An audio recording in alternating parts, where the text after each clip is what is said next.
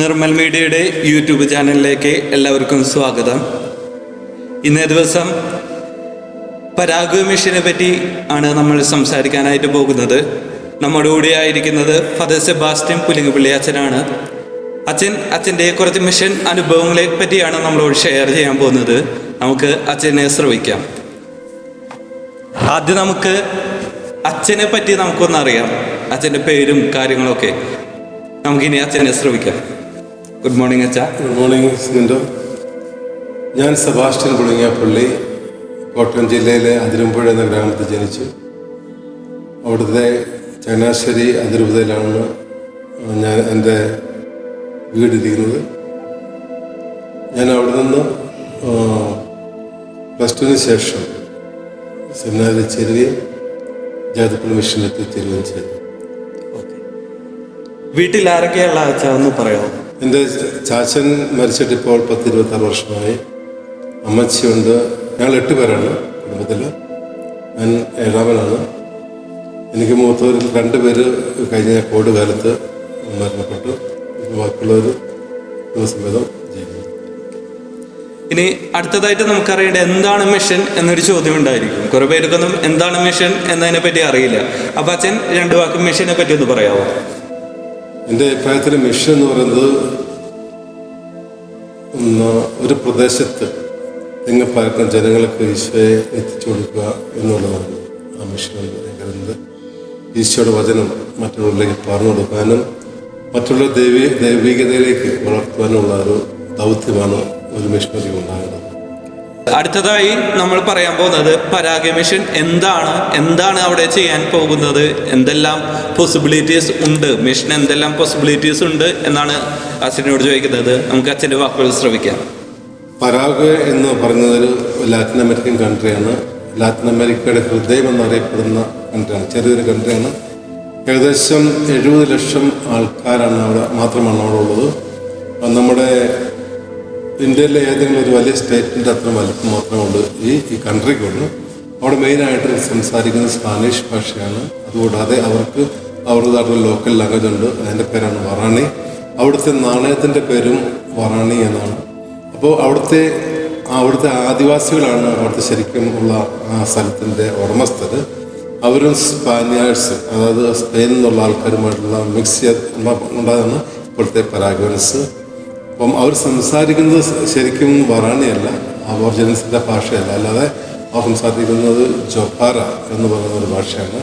അവിടുത്തെ ആൾക്കാരെന്ന് പറഞ്ഞാൽ വളരെ സ്നേഹമുള്ളതാണ്, നല്ല ഫെയർ കോമ്പിനേഷനാണ്. അപ്പം ഒത്തിരി വിശ്വാസമുണ്ട്. പക്ഷെ അവർക്ക് വിശ്വാസ ഫോർമേഷൻ ആദ്യം മുതൽ ലഭിച്ചിരുന്നില്ല.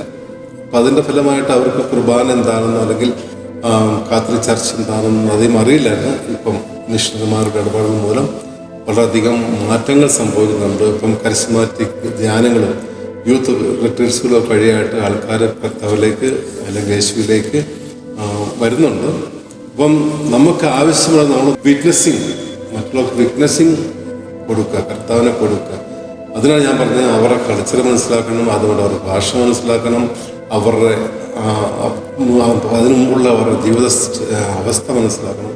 ഇങ്ങനെയാണ് നമുക്ക് അവരെ ഒന്ന് മനസ്സിലാക്കാനും അവരിലേക്ക് ഈ ക്രിസ്തുവിൻ്റെ സന്ദേശം എത്തിക്കാനും സാധിക്കുകയുള്ളൂ. അപ്പം വളരെ സ്നേഹമുള്ള ആൾക്കാരെന്ന് പറഞ്ഞാൽ അവർ നമ്മളെ ഏത് സമയത്ത് സ്വീകരിക്കാൻ റെഡിയാണ്. നമുക്ക് ഒരു കുഴപ്പമില്ലാതെ അവരുടെ വീടുകളിലേക്ക് കയറി ചെല്ലുവാനും അവരോട് സംസാരിക്കുവാനും അവരോട് ഭക്ഷണം ചോദിച്ച് മേടിക്കുവാനും ഒക്കെ നമുക്ക് സാധിക്കും. നമുക്ക് വിശക്കുന്നെന്ന് പറഞ്ഞാൽ അവർക്ക് ഉള്ളത് നമുക്ക് തരും. അവർ കിടക്കയില്ലെങ്കിൽ നമുക്ക് വേണ്ടി കിടക്ക ഒരുക്കി നമുക്ക് നമ്മുടെ എല്ലാ കാര്യങ്ങളും അന്വേഷിച്ച് നടത്തി നമ്മളെ സംതൃപ്തരാക്കുന്ന ഒരു സ്വഭാവമാണ് അവരുടേത്. ഇങ്ങനെ വളരെ മനോഹരമായ ഒരു സ്ഥലമാണ് പരാഗ് എന്ന് പറയുന്നത്. ബ്രസീലിനോടും അർജന്റീനയോടും ഉറുഗ്വേയോടും ചേർന്ന് കിടക്കുന്ന ഒരു സ്ഥലമാണ് പരാഗ് എന്ന് പറയുന്നത്. അപ്പം ഇത്രയും നല്ല ഭൂപ്രകൃതിയുള്ള സ്ഥലത്ത് വളരെ കുറച്ച് ആൾക്കാരേ ഉള്ളൂ.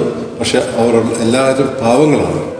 അവർക്കൊത്തിരി സ്ഥലങ്ങളൊക്കെ ഉണ്ടെങ്കിലും അവർക്ക് ഗവൺമെൻറ്റിൽ നിന്നോ അല്ലെങ്കിൽ മറ്റിതര NGOs നിന്നോ ഒരു സപ്പോർട്ടും ഇല്ലാത്തത് കൊണ്ട് അവർ ഇന്നും പാവപ്പെട്ടവരെ തുറന്ന് അവരുടെ ഉപജീവന മാർഗം കൃഷിയാണ്. അവരുടെ സ്ഥലത്ത് കുറച്ച് പച്ചക്കറികളും അതുപോലെ തന്നെ കോഴി, ആട്, പന്നി ഇങ്ങനെയുള്ള പശു എന്നുള്ളവയെ വളർത്തി അവർ അവരുടെ ഉപജീവനമാർഗം ജീവിക്കുന്നു. ക്രിസ്തുവിനെ അറിയാൻ അവർക്ക് ഒത്തിരി താല്പര്യമുണ്ട്. അതാണ് ഒരു മിഷണറി ദൗത്യം. ക്രിസ്തുവിനെ അവർക്ക് പറഞ്ഞു കൊടുക്കുക, അവർക്കായി ക്രിസ്തു ജീവിച്ചതുപോലെ അവർക്കൊന്ന് ജീവിക്കുക. അതാണ് ഏറ്റവും ആവശ്യം. ഓക്കെ, അവിടെ അച്ഛന്മാരും സിസ്റ്റർമാരും ചെയ്യുന്ന മെയിൻ ആക്ടിവിറ്റീസ് ഒന്ന് ഷെയർ ചെയ്യാം. മെയിനായിട്ട് പാരിഷ് വർക്കാണ് ഉള്ളത്. പിന്നെ കോൺഗ്രിഗേഷൻസ് ഉണ്ട്. അവിടെ കോൺഗ്രിഗേഷനിലുള്ളവർ സ്കൂളുകൾ നടത്തുന്നുണ്ട്. അവിടുത്തെ ഏറ്റവും അത്യാവശ്യമുള്ള 2 വസ്തുതകളാണ് എഡ്യൂക്കേഷനും ഹെൽത്ത് കെയറും. ഹെൽത്ത് കെയർ ഫെസിലിറ്റീസ് വളരെ വളരെ പൂറാണ്. എഡ്യൂക്കേഷൻ അതുപോലെ തന്നെ വളരെ പൂറാണ്. അതുപോലെ അവർക്ക് ഒരു കുടുംബം ഇതില്ല. ലിവിങ് ടുഗദറാണ് അവിടെയുള്ള ആൾക്കാർ. മാരേജ് വളരെ ചുരുക്കമായിട്ടാണ് നടക്കുന്നത്. അപ്പം അതുകൊണ്ട് തന്നെ അവർക്കുണ്ടാകുന്ന കുട്ടികൾ വളരെ ഓർഫനായിട്ടാണ് ജീവിക്കുന്നത്. അമ്മയും അപ്പനും അവർ ഉപേക്ഷിച്ചിട്ട് പോവുകയും അബുവേള എന്ന് പറഞ്ഞാൽ വല്യപ്പൻ്റെ വല്യമ്മയുടെ സംരക്ഷണയിൽ അവർ ആയിത്തീരുകയും ചെയ്യുന്നു. അതുപോലെ അവർ വളരെ ദുഃഖിതരാണ്. അവർക്ക് മാനസികമായിട്ട് പിരിമുറുക്കങ്ങളുണ്ട്. അതുപോലെ തന്നെ അവർ മാനസികമായിട്ട് വളരെ വിഷമിച്ചാണ് ജീവിക്കുന്നത്. അതുകൊണ്ട് പിള്ളേർ ഈ തലമുറ വളരെയധികം വഴപിഴിച്ചു പോകുന്നുണ്ട്. നാർക്കോ, അതായത് കഞ്ചാവും കള്ളും ഒക്കെ ആയിട്ട്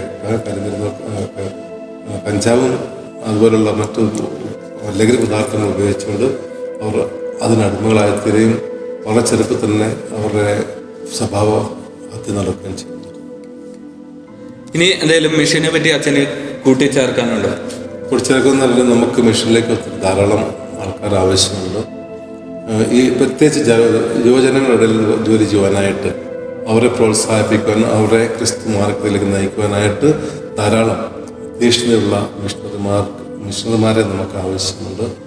അവർ വന്നു കഴിഞ്ഞാൽ അവരെ ക്രിസ്തു മാർഗം പഠിപ്പിക്കുക. അവർ തയ്യാറാണ്, അവർ ശ്രദ്ധിക്കാൻ തയ്യാറാണ്. അവർക്ക് പേടിയാണ്, ഉത്കണ്ഠയാണ്, എന്താണ് സംഭവിക്കുന്നത്.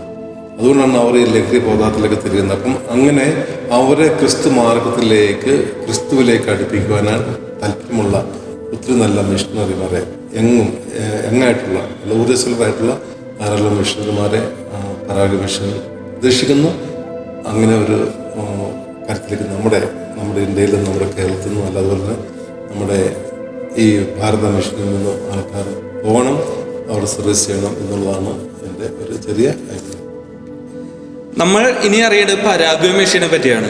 അച്ഛൻ അതിൽ കൂടുതൽ യാത്രകൾ കടന്നു വന്നിട്ടുള്ളതാണ്. അതുകൊണ്ട് നമുക്ക് അച്ഛനെ ശ്രമിക്കാം. എന്താണ് പരാഗ് മിഷൻ എന്ന് മറ്റുള്ളവർക്ക് അറിയാൻ ഒരു ആകാംക്ഷ ഉണ്ടായിരിക്കും. നമുക്ക് അച്ഛനെ ശ്രമിക്കാം. അതിന് മുമ്പ് പരാഗ് മിഷൻ എങ്ങനെ ഉണ്ടായി എന്നുള്ളതിനെ കുറിച്ച് എനിക്ക് പറയാൻ ആഗ്രഹമുണ്ട്. ഞങ്ങളുടെ മുൻ പ്രൊവിൻഷ്യൽ സെബാസ്റ്റ്യൻ അലക്കപ്പള്ളി അച്ഛൻ്റെ പ്രേരണയിലാണ് ഞങ്ങൾ പരാഗിലേക്ക് പോകാനായിട്ട് ആരംഭിച്ചത്.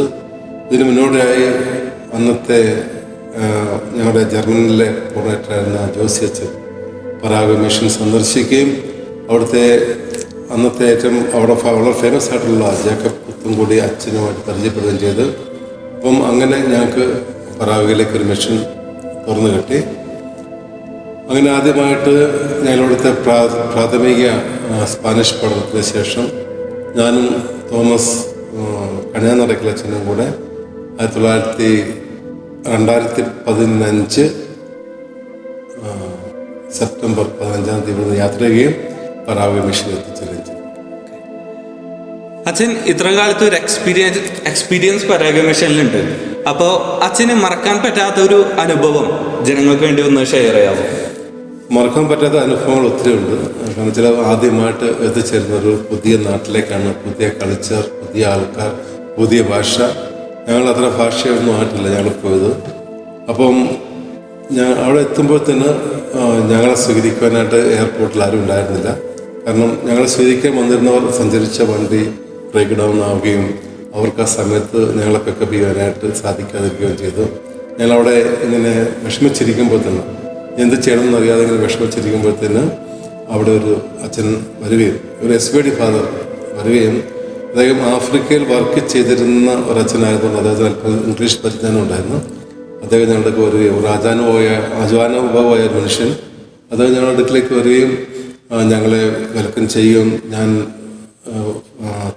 SVD അച്ഛനാണെന്നും നിങ്ങളെ അവിടെ സംസാരിക്കാനായിട്ട് എന്നെ ജേക്കബ് അച്ഛൻ പറഞ്ഞയച്ചതാണെന്ന് പറഞ്ഞതുപോലെ അതൊരു വളരെ അനുഭവമായിരുന്നു. ഞങ്ങളെ സ്വീകരിക്കുവാനായിട്ട് ആരുമില്ല. എയർപോർട്ട് ശൂന്യമായി. അവസാനത്തെ വണ്ടി, അവസാനത്തെ ഫ്ലൈറ്റായിരുന്നു. അതിനുശേഷം ഞങ്ങളെ അവിടുന്ന് 300 കിലോമീറ്റർ ദൂരമുള്ള ഒരു മിഷൻ സ്റ്റേഷനിലേക്ക്, ഒരു പാരിഷിലേക്ക് ഞങ്ങളെ അയക്കുകയും ചെയ്തു. അതുപോലെ ഇന്നത്തെ കാലത്ത് ഏറ്റവും കൂടുതൽ ക്രിസ്ത്യൻ അതുപോലെ തന്നെ മറ്റു ഇതരം യുവതിയുവാക്കളും മിഷന് പോകാനായിട്ട് ആഗ്രഹിക്കുന്നവരാണ്. അപ്പോൾ അവർക്ക് വേണ്ടി അച്ഛൻ ഒരു മെസ്സേജ് ഒന്ന് ഷെയർ ചെയ്യാവും. ഞാൻ പറഞ്ഞില്ല, മിഷൻ എന്ന് പറഞ്ഞാൽ ഈശോയുടെ സ്നേഹം മറ്റുള്ളവർക്ക് പകർന്നു കൊടുക്കുക എന്നുള്ള ഉദ്ദേശത്തോടെയാണ് നമ്മൾ മിഷൻ. ഈശോയുടെ സ്നേഹം, ഈശോ എന്തിനു വേണ്ടി വന്നു, എന്താണ് ഈശോയുടെ ഉദ്ദേശം, അത് നമ്മൾ മനസ്സിലാക്കുക എന്നുള്ളതാണ്, അല്ലേ? അത് സുവിശേഷത്തിലൂടെ നമുക്ക് കിട്ടും. സുവിശേഷം ഹൃദയസ്ഥമാക്കിക്കൊണ്ട് സുവിശേഷ അനുസരണമായി ജീവിച്ചുകൊണ്ട് മറ്റുള്ളവരിലേക്ക് ഇറങ്ങിച്ചെല്ലുക, മറ്റുള്ളവരുമായി താരാത്മ്യപ്പെടുക. നമ്മൾ ഏത് അവസ്ഥയിലായിരിക്കുന്നു, ഏത് ലാംഗ്വേജിലായിരിക്കുന്നു, ഏത് സ്റ്റേറ്റിലായിരിക്കുന്നു, ഏത് രാജ്യത്തായിരിക്കുന്നു, അത് ഇമ്പോർട്ടല്ല. ക്രിസ്തുവിനെ കൊടുക്കുക എന്നുള്ളതാണ് നമ്മുടെ ദൗത്യം. അപ്പോൾ ഇത്രയും സമയം നമ്മളോടുകൂടി ആയിരിക്കുകയും ഈ ഒരു ചെറിയൊരു മിഷൻ അനുഭവം നമ്മളോട് ഷെയർ ചെയ്യുകയും ചെയ്ത അച്ഛന് 1000 നന്ദി.